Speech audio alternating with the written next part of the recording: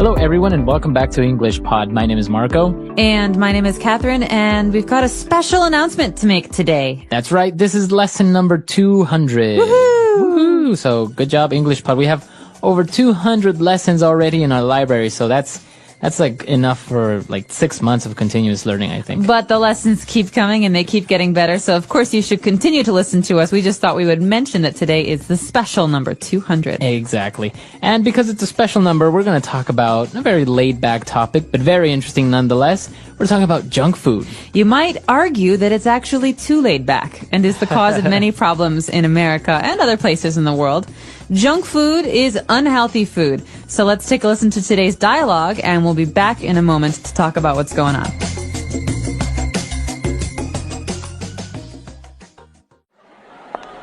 I'm hungry. Let's go grab a bite to eat. Sure. How about we go home and prepare a couple of sandwiches? Nah, let's get a burger and fries. All you ever do is have unhealthy fast food. Pizza, fries, burgers, and hot dogs. You have to start eating better. What are you talking about? I have salads sometimes. Yeah, right. I'm serious. You should also cut down on your sugar intake as well. You drink carbonated drinks that are high in fructose syrup. It's really not healthy. Fine. I'll start drinking water and having home-cooked meals that are low in fat. Are you happy now? It's a start, but I'll be happy when I see you stick to your promise. All right, we're back. So let's take a look at some of the great words and phrases all about junk food now in Language Takeaway. Language takeaway. My favorite. The stuff makes me hungry, but it's not very good for you. It's not. It's terrible. And especially his favorite food was burger and fries. Oh, had it for dinner last night. Really? You had burger and fries? Yeah, maybe. Well, it's not very healthy, and there's a great way to describe this. The word is unhealthy. All right, so yes, as you say, it's very unhealthy. Well, yeah, because you get fat, they're very high in calories, so it's unhealthy, so that means it's not good for you. That's right. So just a reminder, in English, when we hear the word unhealthy or unhappy, this means not healthy. That's not right. happy. Un is a prefix that means not. Okay, and talking about unhealthy food, in general, what are we talking about? We're talking about fast food. Okay, so this might require a story. What is the meaning behind fast food as opposed to slow food? Because there is no slow food, right? I think now they have it in like France or something like that. They talk about slow food.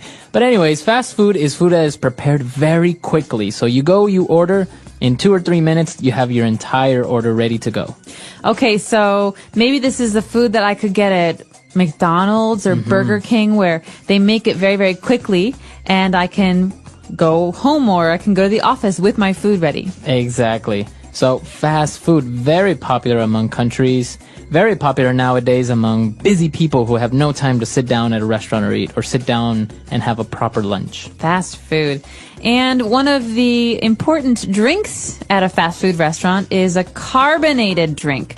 So this carbonated, what does this mean? This is actually the fancy word for soda or for fizzy drink. Fizzy, okay, so something that's carbonated has bubbles. Yeah, it has bubbles. For example, a lot of Europeans drink carbonated water. That means water with bubbles in it. That's right. So actually the bubbles are caused because the drink has a high concentration of a certain gas, such as carbon. So that's why it has all these bubbles and it's fizzy, like Coca-Cola, for example. Right, Coca-Cola or Sprite, these are carbonated drinks. Very good. So you have carbonated water and you have carbonated soda. What is the thing that makes soda different? What is it that makes soda taste so good? It's sweet, and the ingredient that makes it sweet is called fructose syrup. Fructose syrup is essentially sugar. Yeah, and it comes from corn, I believe, right? That's right. So you can also hear the name corn syrup. And this is a sweet syrup that comes from corn that makes drinks like Sprite and Coca-Cola taste so good. It's also very unhealthy for you. Yes, because it has a lot of calories. So that is one of the main ingredients in soda. Now you know you have fructose syrup. All right, so that's all we've got for Language Takeaway. Let's take another listen to today's dialogue. We'll be back in a second. I'm hungry. Let's go grab a bite to eat. Sure. How about we go home and prepare a couple of sandwiches? Nah, let's get a burger and fries.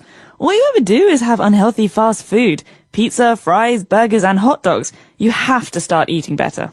What are you talking about? I have salads sometimes. Yeah, right. I'm serious. You should also cut down on your sugar intake as well.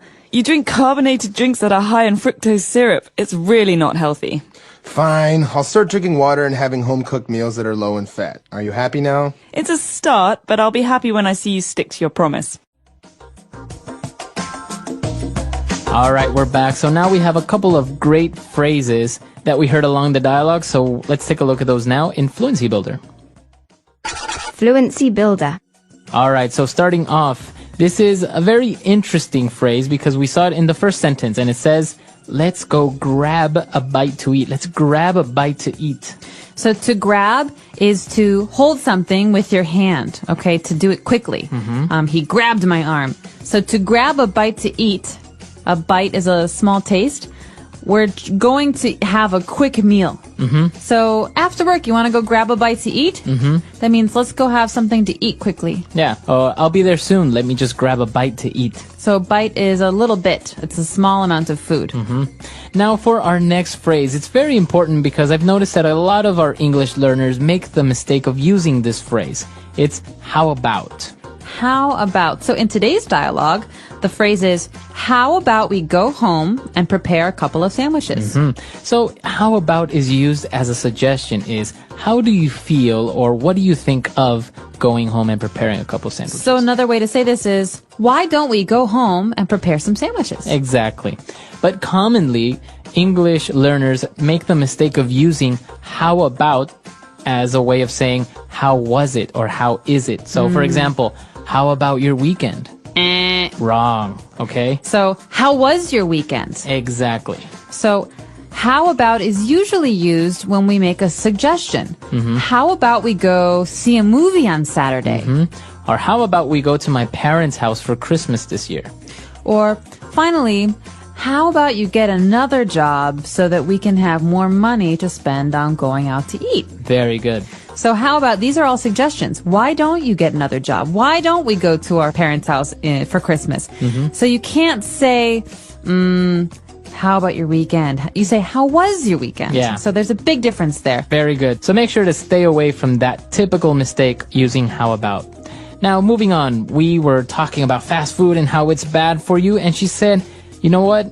You should also cut down on your sugar intake. So to cut down, that's a phrasal verb. That's right. Cut down. So that means to decrease. I'm trying to cut down on the amount of soda that I drink. Or I'm trying to cut down on how much I spend on the weekends. Okay, so to cut down means to decrease or to lessen. Very good. And for our last phrase, the whole thing that we're talking about and one of the favorite meals for everyone, burger and fries. Okay, so this is one of many combinations for meals. You can have burger and fries, which is a hamburger and French fries.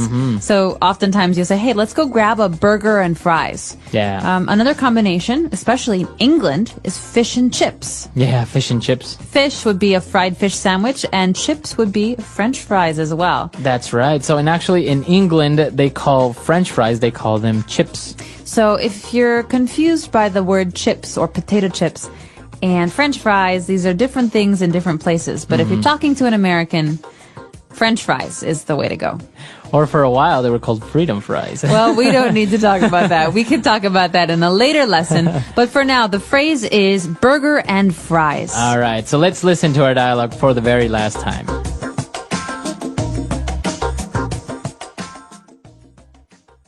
Hello and welcome to the English Podcast Zone. I'm so glad you're here today because we're diving into a topic that touches almost everyone's life, junk food. Whether you love it, feel guilty about it, or try your best to avoid it, junk food is a big part of modern culture. But it's also full of useful language for everyday English conversations. So let's dig into it, not just the fries, but the vocabulary, expressions, and real-life situations connected to this topic. Let's start with the term junk food itself. What does it really mean? Simply put, junk food is food that is high in calories but low in nutrients. It often contains a lot of sugar, salt, unhealthy fats, and artificial additives. Some common examples include chips, candy, fast food meals like burgers and fries, and sugary drinks like soda. Now, you might be wondering, why do people eat junk food if they know it's unhealthy? Well, there are a few reasons. First, it's convenient. It's quick, cheap, and available everywhere. Second, it tastes really good, let's be honest. Our brains are wired to enjoy sweet, salty, and fatty flavors. And third, it can be comforting. After a long day, sometimes you just want to relax with a slice of pizza or a chocolate bar. There's actually a phrase for this: comfort food. Comfort food is the kind of food you eat not just to fill your stomach, but to make yourself feel better emotionally.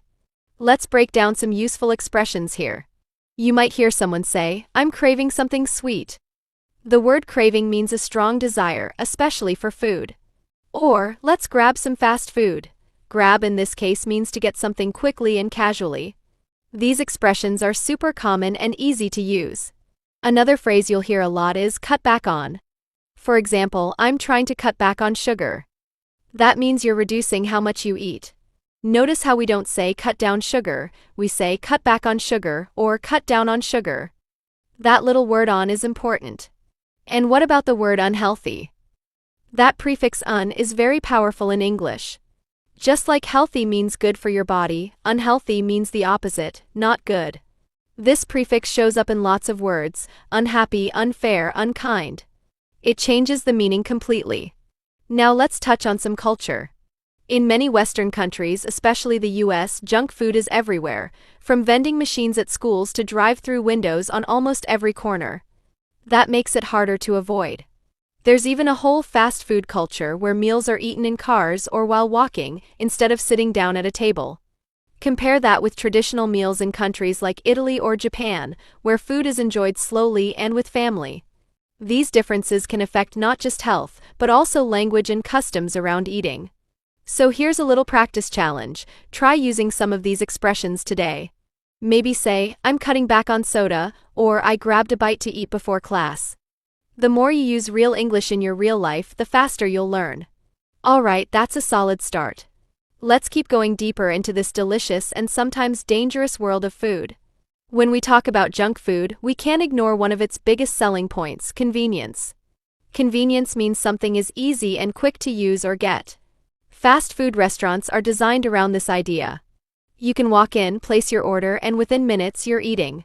Some places even offer drive-through service, where you don't even have to get out of your car. This is a huge time saver, especially for people with busy lives. But there's a trade-off. What you gain in time, you often lose in nutritional value. Let's look at some everyday phrases related to convenience and eating habits. One useful expression is on the go. For example, I usually eat breakfast on the go.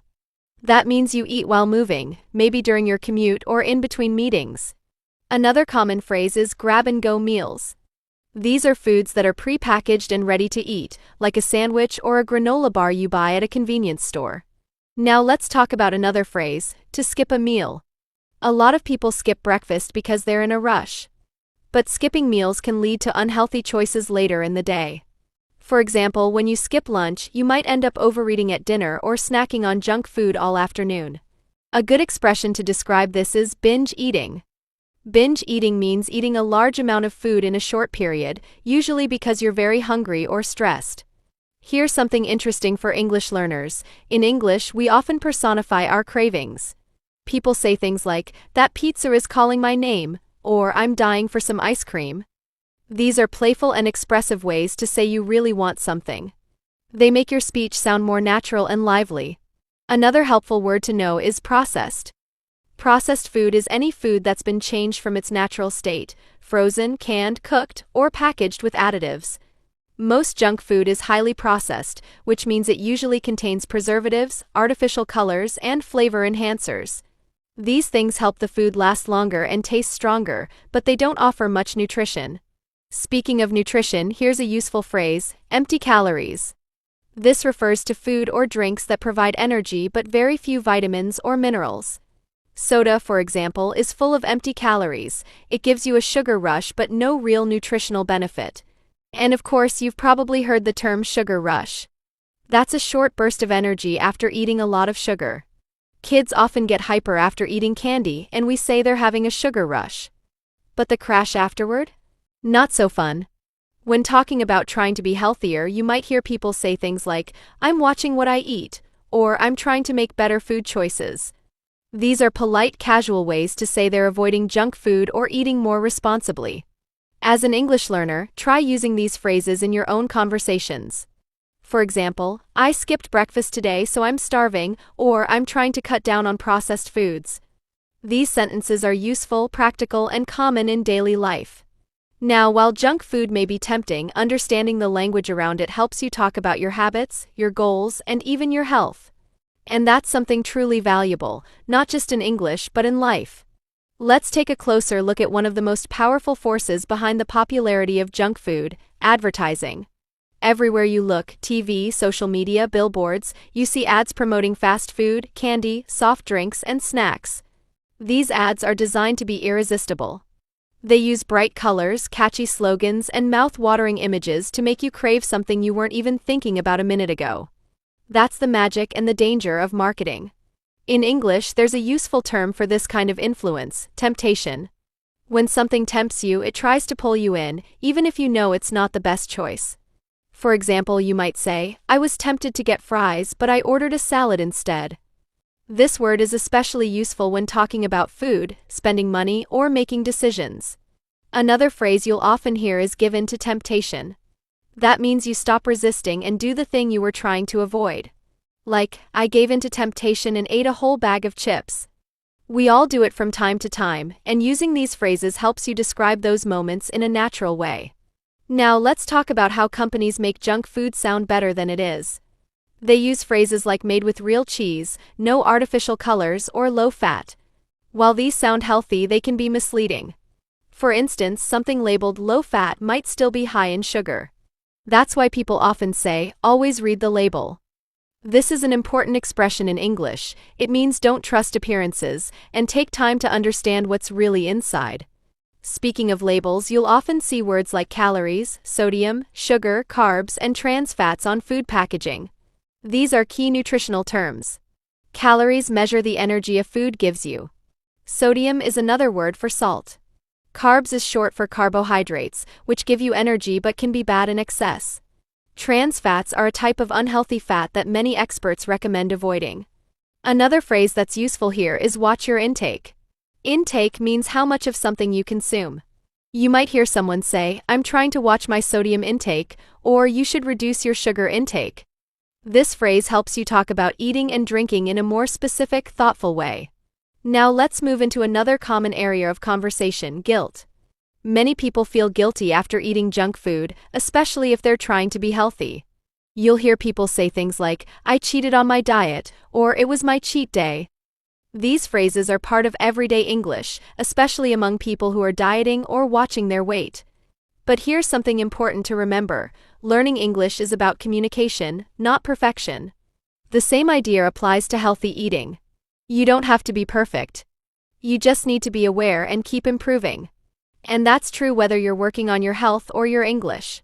To wrap up this section, try practicing some of these expressions in real sentences. Say something like, "The commercial really tempted me," or "I'm cutting back on snacks because I want to eat better." These are powerful ways to express real-life experiences, and they'll make your English sound more authentic and confident.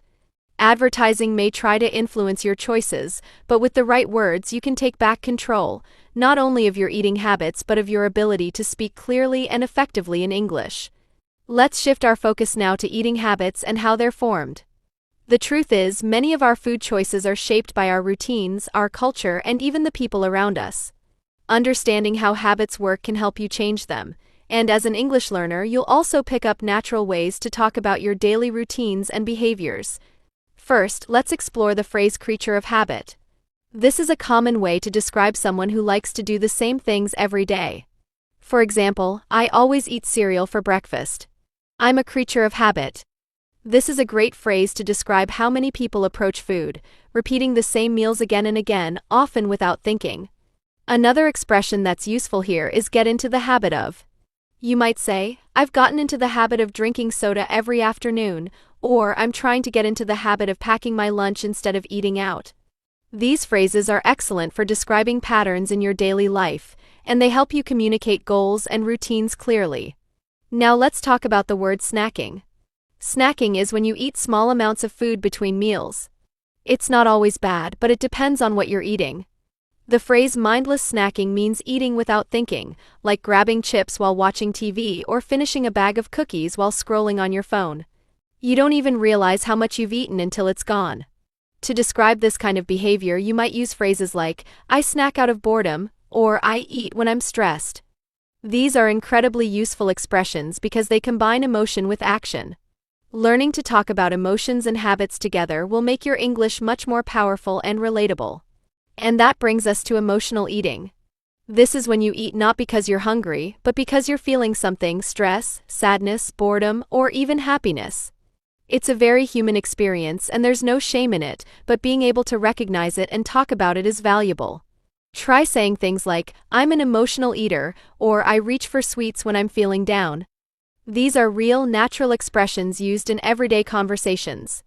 Let's also look at a useful question you can ask yourself or others. Do you eat to live or live to eat? This is a popular saying in English that invites people to think about their relationship with food. Are you eating just to survive, or is food one of your greatest pleasures?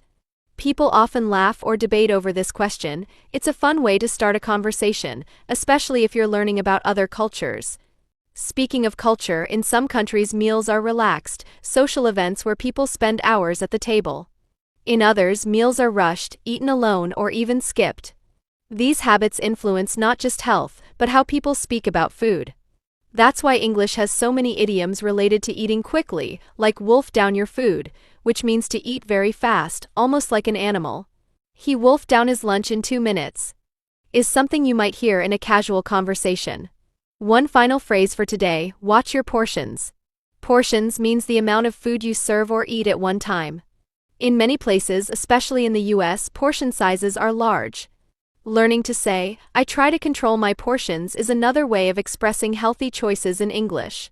So think about your own habits and try using some of these phrases to describe them.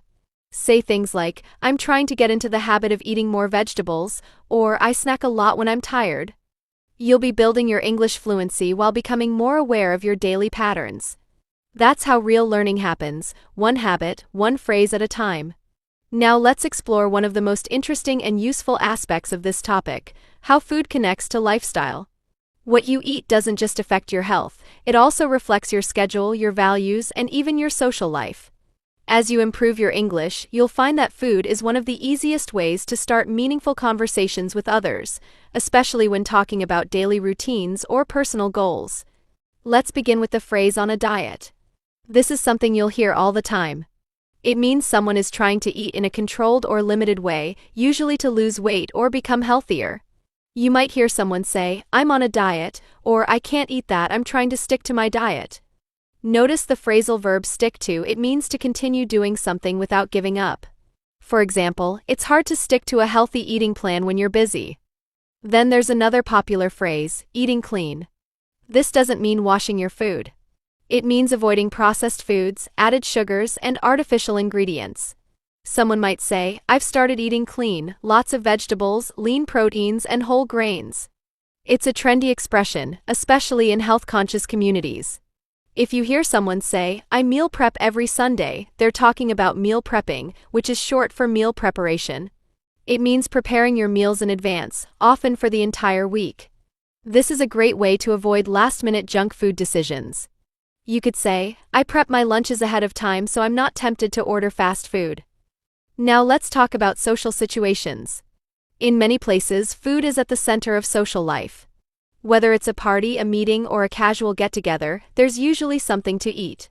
That's why it's helpful to learn expressions like, I'm trying to eat lighter, or I'm avoiding sweets right now. These allow you to politely decline food without making things awkward. You can also say, I'll just have a small portion, or I'm full, thank you. Another great phrase for social settings is everything in moderation. This means it's okay to eat unhealthy things once in a while, as long as you don't go overboard. For example, I had cake at the party, but I believe in everything in moderation. This expression is all about balance, which is something most people can relate to. When you're talking about food choices in English, tone matters. Phrases like I'm trying to make healthier choices or I'm cutting back on fried foods sound thoughtful and respectful. They don't judge others, they just describe your own goals. That's an important skill in both language and life, expressing yourself clearly without sounding critical. One more useful term is guilty pleasure. A guilty pleasure is something you enjoy but feel a little guilty about, like eating ice cream late at night or watching cheesy TV shows. People often say, chocolate is my guilty pleasure, or I know it's not healthy but pizza is my guilty pleasure. This phrase makes your English sound fun and relatable. So here's a tip. Try talking about your lifestyle and food habits using the expressions we've covered. Say something like, I try to eat clean during the week, but I enjoy a guilty pleasure on the weekend, or I'm learning to watch my portions and stick to my plan. These kinds of statements show confidence and give you real-world language for real-life situations. Food is deeply connected to how we live, and when you can talk about it fluently, you gain the ability to connect with others, share your experiences, and learn from theirs. Keep using your English in this practical, everyday way. It's one of the most powerful paths to fluency. One of the most fascinating parts of talking about food is how much it reveals about culture. Food is more than just fuel, it's tradition, identity, and history. And when you're learning English, understanding food culture can help you not only improve your vocabulary, but also connect more deeply with people from different backgrounds. Let's start with the idea of comfort food. This phrase is widely used in English to describe meals that bring emotional comfort, often because they remind you of home or childhood. For example, mac and cheese, mashed potatoes, or chicken soup are classic comfort foods in American culture. You might hear someone say, after a long day, I just want some comfort food, or this reminds me of my mom's cooking, it's real comfort food. It's an emotional expression, and using it can make your English feel more personal and warm. Another important concept is homemade versus store-bought. Homemade means something made at home from scratch. Store-bought means it was purchased ready-made. In many English-speaking countries, people take pride in homemade meals. You'll often hear people say, nothing beats homemade, or I prefer homemade cookies to store-bought ones. These are simple but powerful phrases that show your preferences in a polite, natural way. Let's also explore the phrase home-cooked meals. This is very close in meaning to homemade, but it focuses more on the idea of a complete, balanced meal prepared at home. A common sentence might be, I've been trying to eat more home-cooked meals instead of fast food. Notice how these phrases help you talk about your food habits in a realistic and meaningful way. Now let's look at some cultural food expressions. In English, especially in the US and UK, people love to use food idioms. For example, that's the icing on the cake means something extra that makes a good situation even better. Or piece of cake, which means something is very easy. That test was a piece of cake. These idioms don't actually have anything to do with food, but they make your language more expressive and colorful. Let's not forget the phrase bring something to the table. It can mean literal food, but more often it means contributing something useful in a situation. For example, she brings a lot of experience to the table. This is often used in business or teamwork contexts, but it's rooted in the idea of everyone bringing a dish to a shared meal, like in a potluck.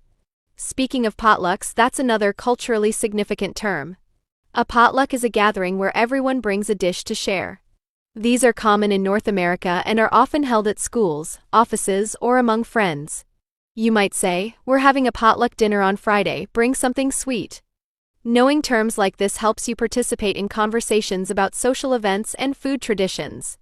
Also, in many cultures, offering food is a way of showing care or hospitality. So, in English, you'll often hear someone say, would you like something to eat? Or, can I offer you a snack? These polite, welcoming phrases are key to everyday interactions. Being able to respond naturally with, thanks, I just ate, or, sure, I'd love a bite, helps you sound fluent and friendly. And if you want to decline politely, you can say things like, no thanks, I'm full, or I'm good but thank you. These small expressions are essential for smooth, respectful communication. So take a moment to think about your own food culture. What comfort food do you love? Do you prefer home-cooked meals or restaurant food? Try expressing your thoughts in English using some of the phrases we've covered. Say something like, I grew up with homemade soup, it's my comfort food, or I've started cooking more instead of ordering takeout. Understanding food culture in English isn't just about what's on the plate, it's about the stories, values, and connections behind it. And the more you learn to talk about those, the more naturally and confidently you'll speak. Let's talk about one of the most common struggles people face when it comes to junk food: self-control. Staying away from unhealthy snacks and fast food takes discipline, and many people find it difficult to resist temptation, especially when they're tired, stressed, or in a hurry. As an English learner, understanding how to express these feelings and choices clearly can help you in daily life and in building real conversations with others. A great phrase to begin with is "I'm trying to resist." You can say, "I'm trying to resist eating cookies at night," or "It's hard to resist temptation when the office is full of snacks." These are common ways native speakers express the struggle of making better choices. Another expression is "fall off the wagon." Originally used to describe people who stopped drinking alcohol and then started again, it's now used more casually to talk about breaking any kind of healthy habit. For example, "I was doing well with my diet, but I fell off the wagon last weekend." It's a friendly, honest way to talk about setbacks without sounding too negative. Then there's the phrase "get back on track." This means to return to good habits after a mistake or break. You might say, "I ate a lot of junk food on vacation, but I'm getting back on track this week." This phrase is especially helpful in conversations about goals, progress, or health routines. Let's also look at willpower.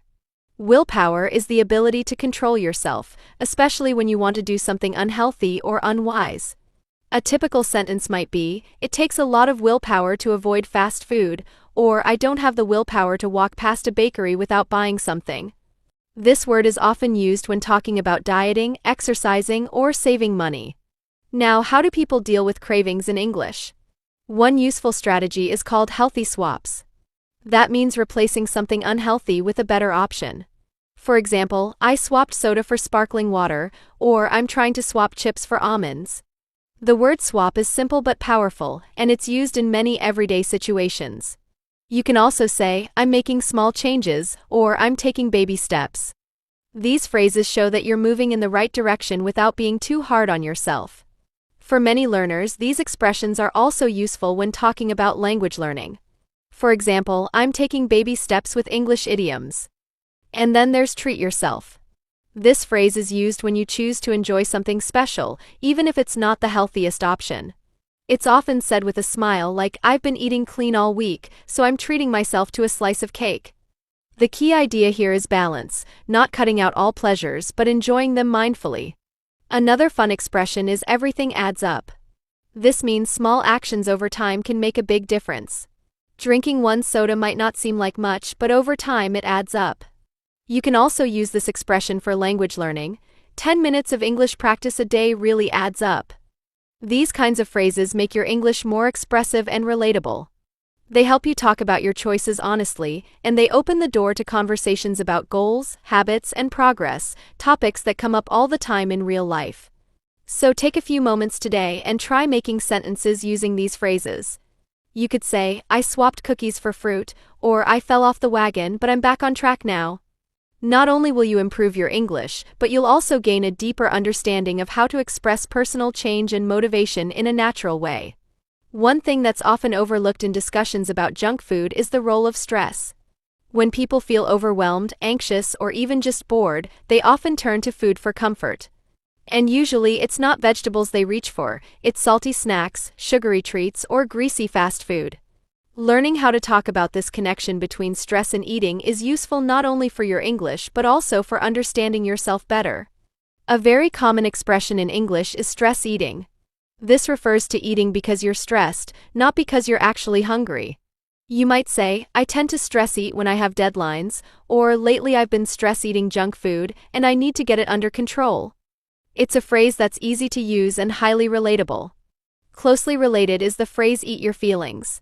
It's a humorous but honest way to say you're using food to deal with emotions.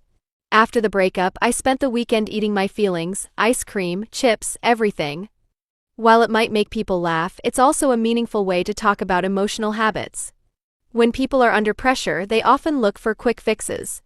A quick fix is something that solves a problem immediately but not in a healthy or lasting way. Junk food is a classic example. It gives you an energy boost or mood lift, but it doesn't solve the root problem. You can use this phrase in other contexts too, like using translation apps is a quick fix, but it won't help you truly learn the language. Now let's talk about how people try to manage these situations. One helpful expression is find healthier ways to cope. Cope means to deal with something difficult.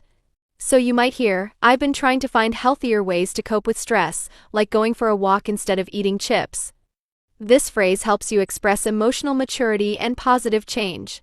Another useful term is self-care. Self-care includes anything you do to take care of your mental, emotional, or physical well-being. Eating a nutritious meal, getting enough sleep, or even saying no to junk food can all be acts of self-care. You might hear someone say, I'm skipping the party tonight, just staying in and focusing on self-care. And when people talk about change, they often say things like, I'm trying to build better habits, or I'm breaking the cycle. The word cycle here refers to a repeated pattern, like stress leading to junk food, then guilt, then more stress. To break the cycle means to stop that pattern and create a new one. Let's also explore the idea of trigger foods.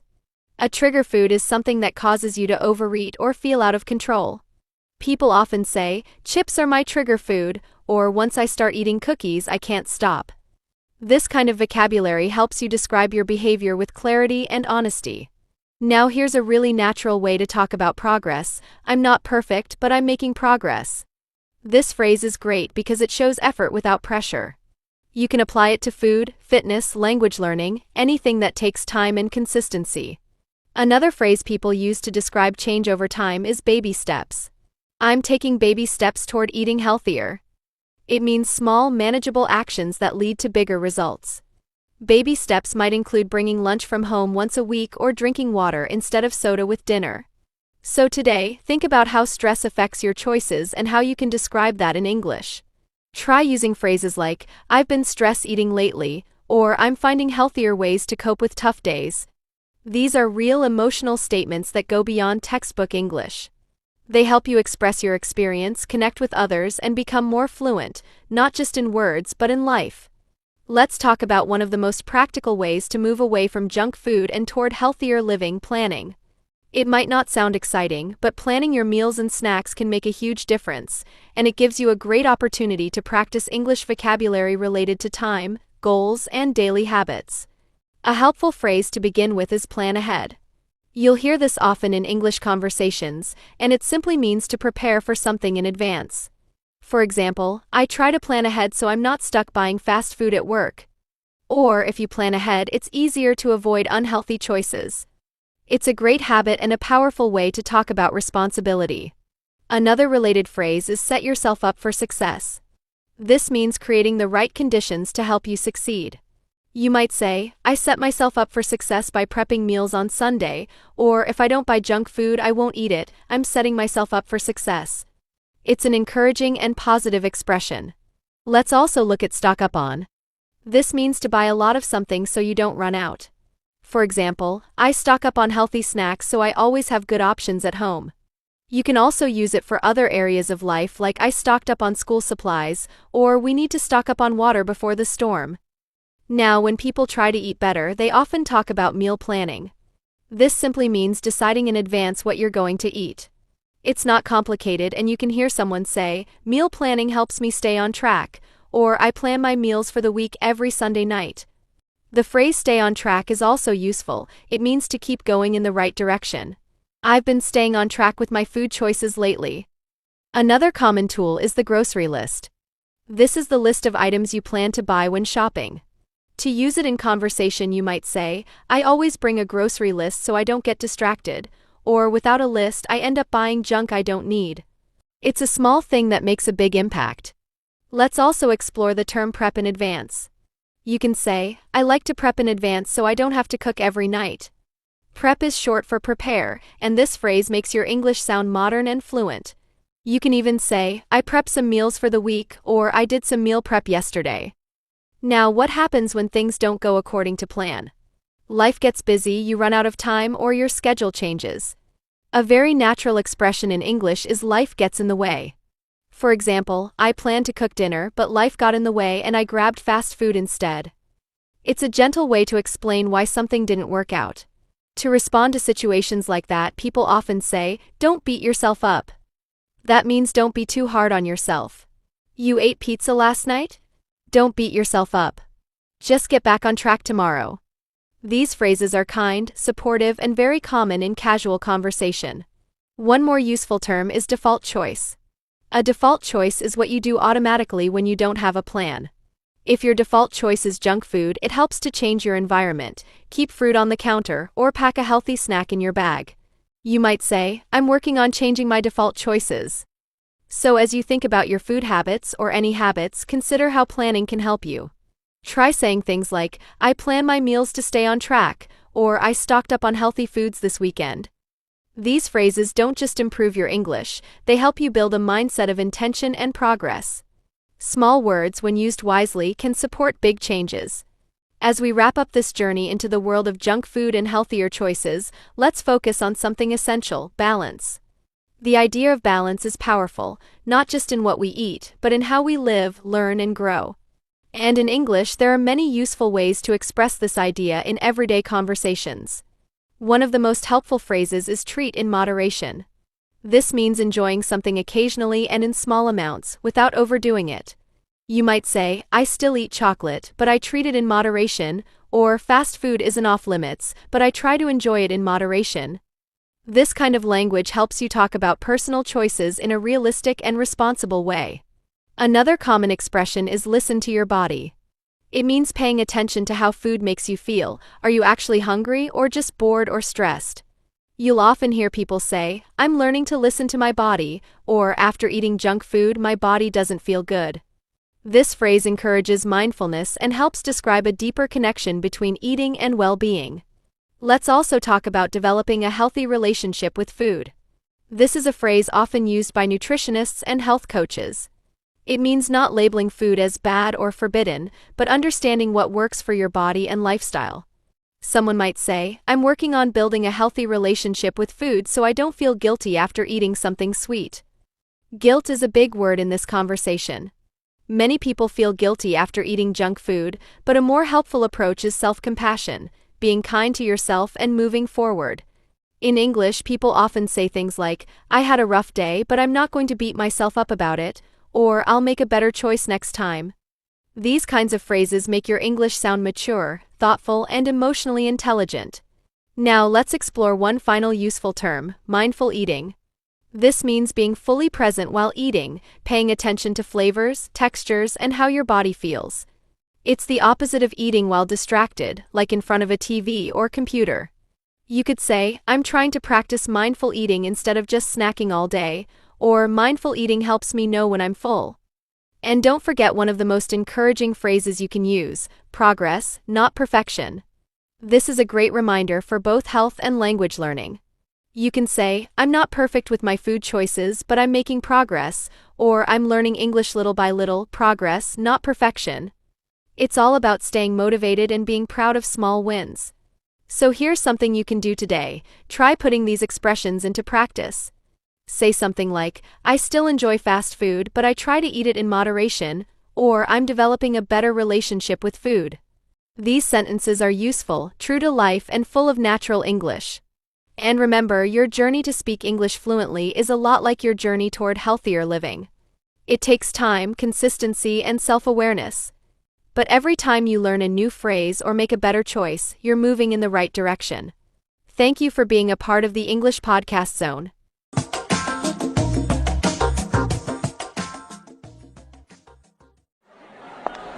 I'm hungry. Let's go grab a bite to eat. Sure. How about we go home and prepare a couple of sandwiches? Nah, let's get a burger and fries. All you ever do is have unhealthy fast food. Pizza, fries, burgers, and hot dogs. You have to start eating better. What are you talking about? I have salads sometimes. Yeah, right. I'm serious. You should also cut down on your sugar intake as well.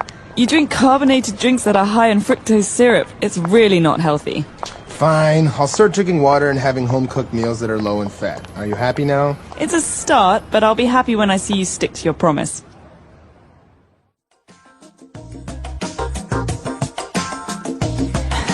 We are back, Marco. You're laughing. I know you like junk food. What's your favorite junk food of all time?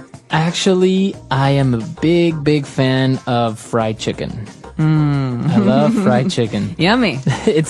I don't know. I think it's really greasy and oily and it's very, very bad, but I can't help it. It's very good. You can buy bags of it in America. I Get know. like a pound bag. You buy of it fried by chicken. the pound in America, right? Yep, you pay for how much it weighs. Wow, that's amazing. I actually really enjoy it, but places like Kentucky Fried Chicken, they're too expensive for fried chicken. Yeah, you don't necessarily want to go there. There's other places that are a lot more maybe traditional that are pretty good. How about you? What is your favorite junk food? Chicago style hot dog and French fries. yeah. Like when you go to see a baseball game, you get a hot dog. But Chicago style is good. It's not too much stuff on it. You have a poppy seed bun. So it's a bun, a piece of bread with some seeds on it and a lot of Ketchup, mustard and ketchup and onions. I really enjoy hot dogs, but the one thing that I cannot have on a hot dog is mustard or relish. Oh my gosh, those are the two best things. Okay, I can't talk to you anymore. Well, tell us what your favorite junk food is and tell Marco that he's crazy if he doesn't like mustard. Our website is englishpod.com. Ask us questions as well. We're happy to answer them. Until next time. Bye, everyone. Bye.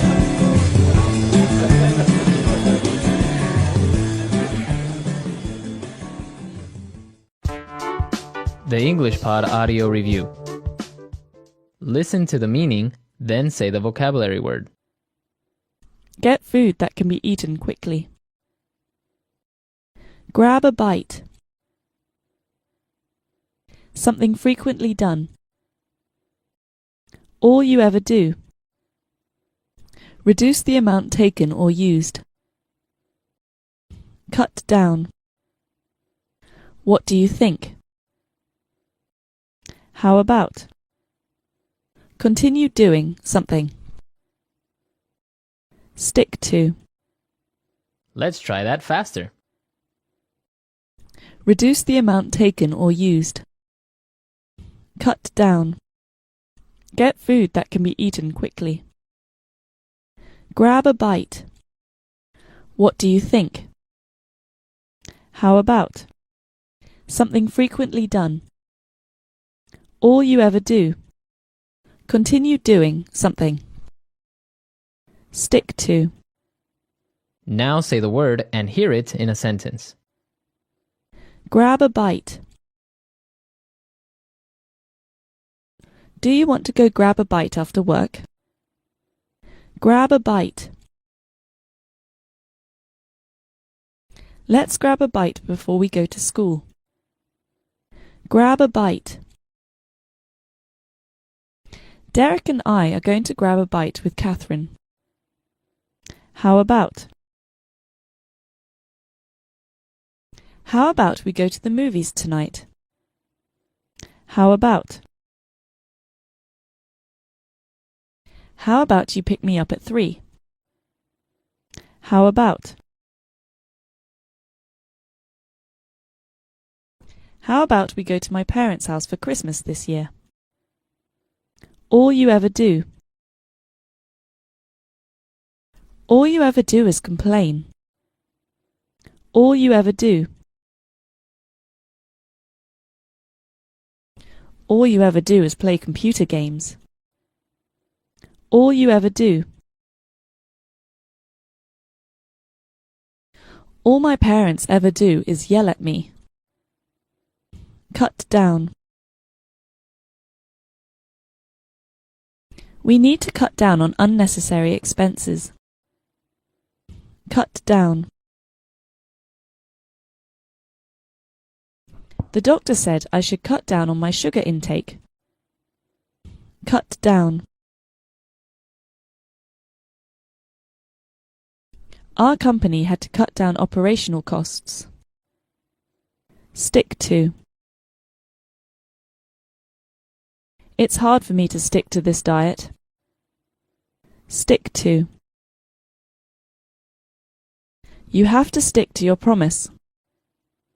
Stick to. I will stick to my New Year's resolution this year.